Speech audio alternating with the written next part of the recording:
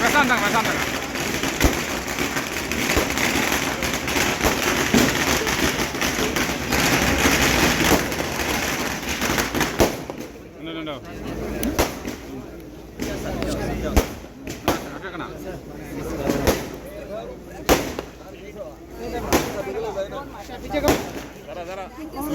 ఒక నిమిషం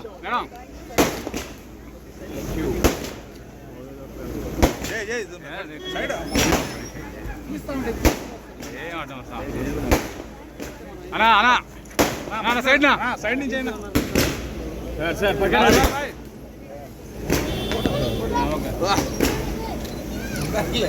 ఓకే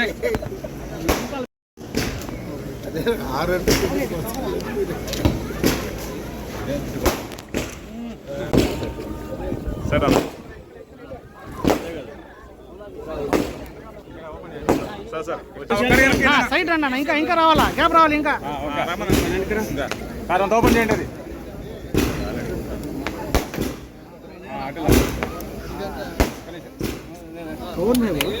చూడండి.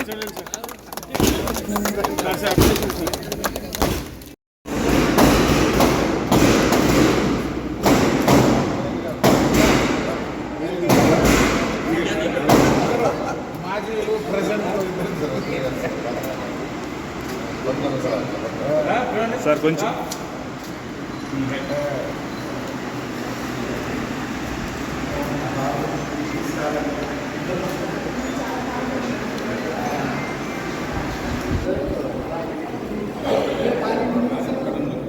రండి, సైడ్ రండి సార్.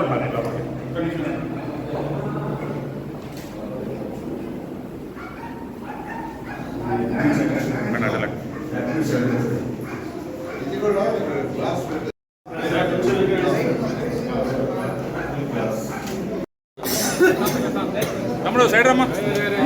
ఫోటో తీసుకొని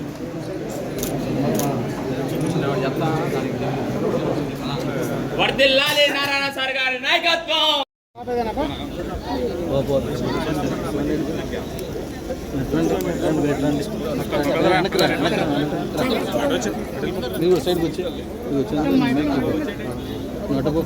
వెళ్ళిపోమ్మా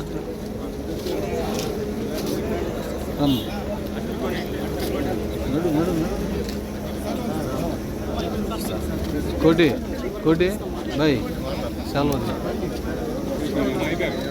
తీసుకోండి.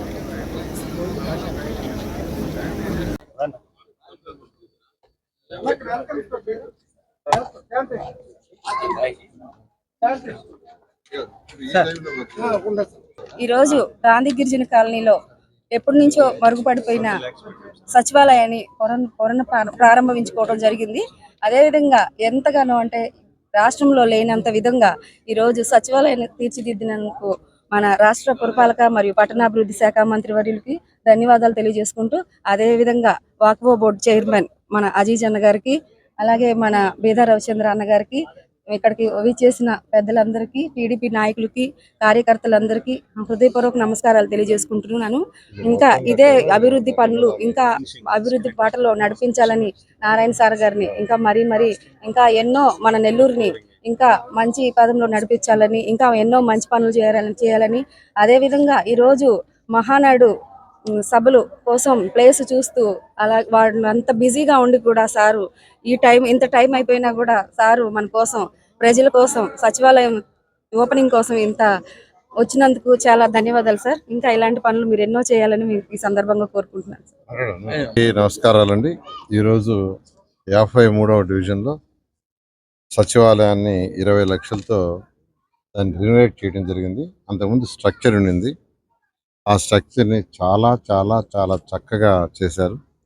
చూసేదానికి చాలా ముచ్చటగా ఉంది. స్వర్ణ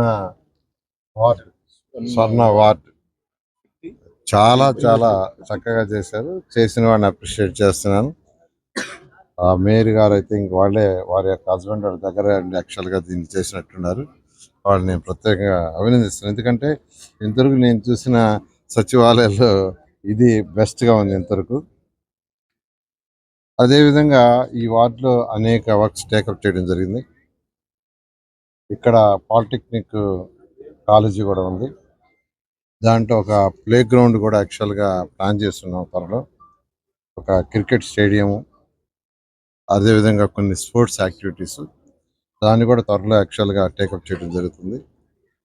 అదేవిధంగా ఈరోజు మీకు అందరికీ తెలిసిందే, నెల్లూరులో జరుగుతున్న 2014-19లో టేకప్ చేసిన అండర్ గ్రౌండ్ డ్రైనేజీ అది పూర్తిగా వచ్చింది. అంటే డ్రింకింగ్ వాటర్ పూర్తిగా వచ్చింది. అది కాకుండా ఏదైతే బ్యాలెన్స్ ఉందో ఆ బ్యాలెన్స్ కూడా ఫండ్స్ పెట్టాము. ఆ వర్క్ కూడా టెండర్ ఇచ్చాము, అది కూడా వర్క్ టేకప్ అయింది.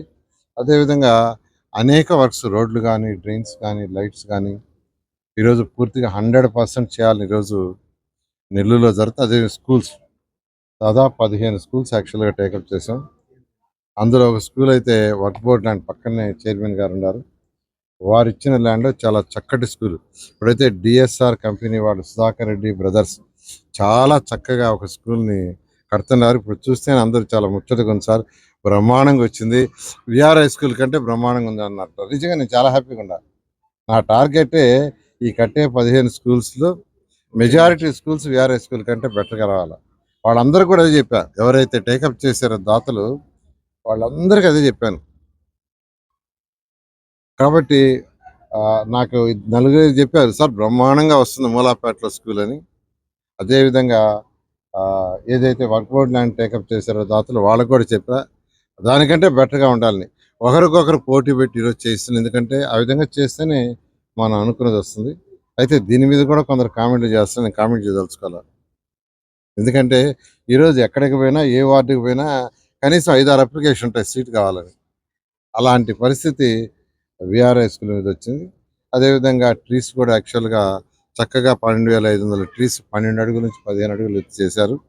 అయితే ఏప్రిల్, మే సివియర్ ఎండలు ఉంటాయి కాబట్టి 2 నెలలు ఆపండి, ఇది అయిపోయిన తర్వాత బ్యాలెన్స్ చేయమన్నాను.